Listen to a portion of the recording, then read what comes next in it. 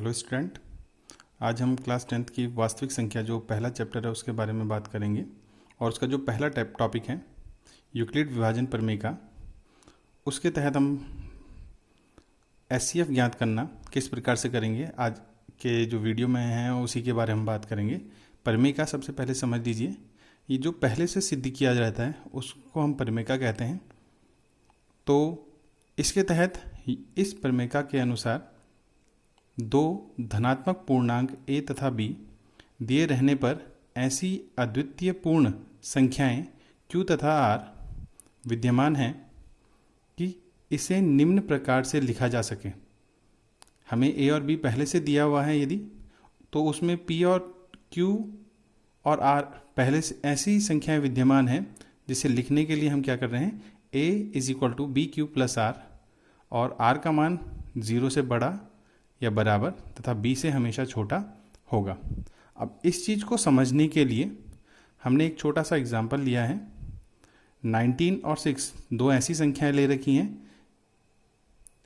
19 में हम 6 को 6 से डिवाइड कर रहे हैं तो 3 टाइम गया, 18 हुआ यहाँ पे, और बाद में क्या बचा, शेष क्या बचा, 1 बचा। अब 19 को a माने क्योंकि ये हमें पहले से दिया हुआ है, और 6 को b माने तो 3 को हम क्या मानेंगे, q, और 1 को r। अब क्यों? क्योंकि इंग्लिश में जो है वो 3 है, वो q इसलिए माना गया क्योंकि इसे क्वेश्चन कहते हैं और इसे रिमाइंडर। तो इसके तहत हमारे पास जो एक लाइन में यदि हम इस विभाजन को लिखें तो हम क्या लिख सकते हैं, 19 = 6 × 3 + 1, या हम इसे देखें तो इसके तहत में 19a है, 6b है, 3q है, +1 जो है r है। तो ये हमारी यूक्लिड विभाजन प्रमेय हो गई, जो पहले से सभी के लिए सिद्ध की गई है। जब हम कोई भी सवाल इस प्रकार से करते हैं पूर्णांक के उसमें, तो ये पहले से सिद्ध होता है। अब इसमें कुछ पॉइंट ऐसे हैं जिन्हें हमें समझ लेना भी आवश्यक है, क्योंकि बिना इन्हें समझे हम आगे की तरफ बढ़ें तो हम कई गलतियां कर सकते हैं। जैसे फर्स्ट है कि r का मान सदैव 0 से बड़ा या बराबर तथा b से सदैव छोटा होगा। अब इसके लिए भी हमने एक छोटा सा एग्जाम्पल लिया हुआ है। यदि हमारे पास एक संख्या 12 है और 3 है, 3 से हम डिवाइड कर रहे हैं तो 4 बार पूरा जाएगा, और यहाँ पे जो r था वो कितना रहेगा, 0। दूसरी कंडीशन में यदि हमने 13 ले लिया, 13 ले लिया तो 3 × 4 12 हुआ, +1 r = 1 हुआ। इसी प्रकार से 14 लिया तो 3 × 4 +2 r = 2 हुआ, एंड लास्ट 15 लिया तो 3 × 5 +0 r = 0।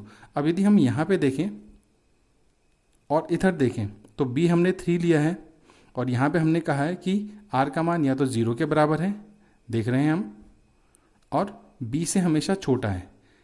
r का मान 1 हो सकता है, 2 हो सकता है, परंतु 3 नहीं हो सकता। 3 आने की जगह वो क्या हो जा रहा है, 0 हो जा रहा है। तो ये चीज़ आपकी सॉल्व हो गई होगी कि r का मान b से छोटा ही क्यों होगा। तो ये चीज़ हमने सॉल्व कर ली है। और दूसरी चीज़ कि a का मान सदैव b से बड़ा होगा, अर्थात जब भी हम a लेंगे यहाँ पे तो वो हमेशा b से क्या होना चाहिए, बड़ा होना चाहिए, तभी हम इसको हल कर पाएंगे। देखिए अब हम आगे की तरफ बढ़ते हैं। यहाँ पे हमारे पास है, जो हमारे पास सवाल आते हैं उसके तहत हमने यहाँ पे लिखा हुआ है, यूक्लिड विभाजन एल्गोरिथम की सहायता से एचसीएफ ज्ञात करना। एचसीएफ ज्ञात करना है यूक्लिड विभाजन एल्गोरिथम की सहायता से। अब एल्गोरिथम क्या है, यह एक चरणबद्ध श्रृंखला है जिसकी सहायता से हम एचसीएफ ज्ञात करेंगे। तो देखिए, यूक्लिड विभाजन प्रमेय की सहायता से चरणबद्ध तरीके से दिए गए दो पूर्णांकों को हल करना। हम उन्हें हल करेंगे जब तक r का मान 0 नहीं हो जाता। इस स्थिति में अंतिम चरण में प्रयोग में लाया गया पूर्णांक b जो होगा वो दी गई संख्याओं का एचसीएफ होगा। अब जब हम इसमें सवाल करेंगे तो आपके उसमें क्लियर हो पाएगा कि जब हम इसको हल कर रहे हैं चरणबद्ध श्रृंखलाओं में, इसको हम लगातार हल करने पे लगे हुए हैं, तो अंतिम चरण में जब हमारे पास r = क्या आ रहा है, r = क्या आ रहा है, 0 आ रहा है, उस कंडीशन में जो हमारा b होगा वो हमारा क्या होगा, दी गई संख्याओं का एचसीएफ होगा।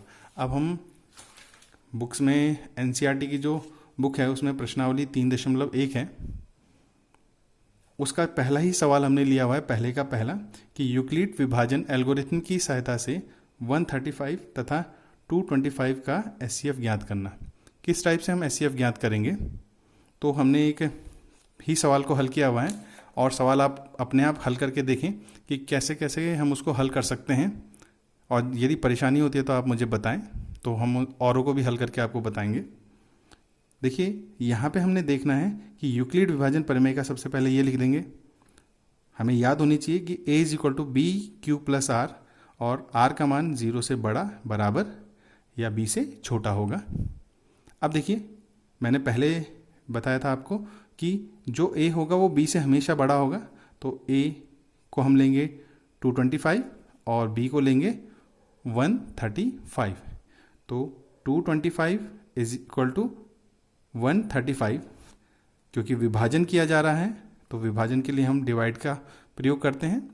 तो 225 में 135 से हमने डिवाइड किया तो 1 टाइम गया, यहाँ पे कितना बचा, 90 बचा।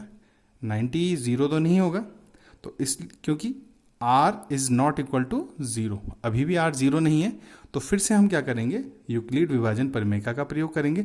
अब देखिए दूसरा चरण कैसे चलेगा, यहाँ पे समझना ज़रूरी है कि 125 तो आ गया, a लिया था हमने, वो सॉरी 225 हमने a लिया था और 135 b लिया था, पर जब हम दूसरे चरण में चलेंगे तो जो 135 है वो a की जगह पे ले लेंगे, और जो 90 जो r बराबर जो 90 आया है यहाँ पे उसको हमने b की जगह में ले लेना है।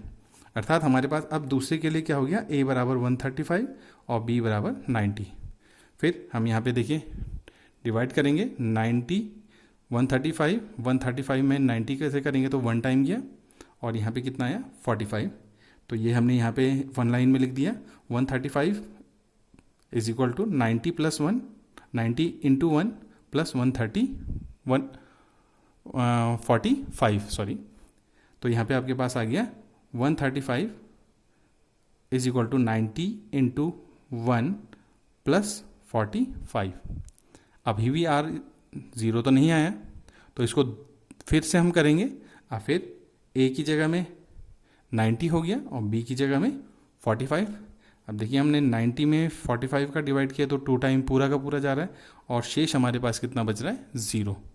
अब इसको हमने 1 लाइन में लिख दिया, तो 90 is equal to 45 into 2 plus 0, r बराबर हमारा 0 हो चुका है, तो इसका मतलब हमने पूरा हल कर लिया है। अब हम एचसीएफ निकालने के लिए तैयार हैं। तो हमारे पास जो लास्ट लाइन में क्या होगा, b होगा, 45 जो है वो b है, वो हमारा क्या होगा यहाँ पे एचसीएफ होगा। अर्थात किसका एचसीएफ होगा, 135 तथा 225 का एचसीएफ कितना हो जाएगा, हमारे पास कितना आ गया, 45। देखिए स्टूडेंट, ये जो सवाल हैं यूक्लिड विभाजन एल्गोरिथम बहुत ही ज़्यादा इम्पॉर्टेंट हैं, और जो बोर्ड एग्ज़ाम होते हैं उसमें पूछे भी जाते हैं, तो इसलिए आप इन पे फोकस करें, क्योंकि शुरुआत है। तो शुरुआत में हमारे को सवालों को अच्छे से हल करना है, जहाँ पे नहीं आता है उसको बार बार रिपीट करते हुए जाना है, और यदि नहीं आता है तो आप मुझे बताएं, तो मैं आपको और सवालों को भी करके बताऊंगा। तो आगे अगले चैप्टर में, अगले पार्ट में मिलेंगे इसके। तो ओके, थैंक यू।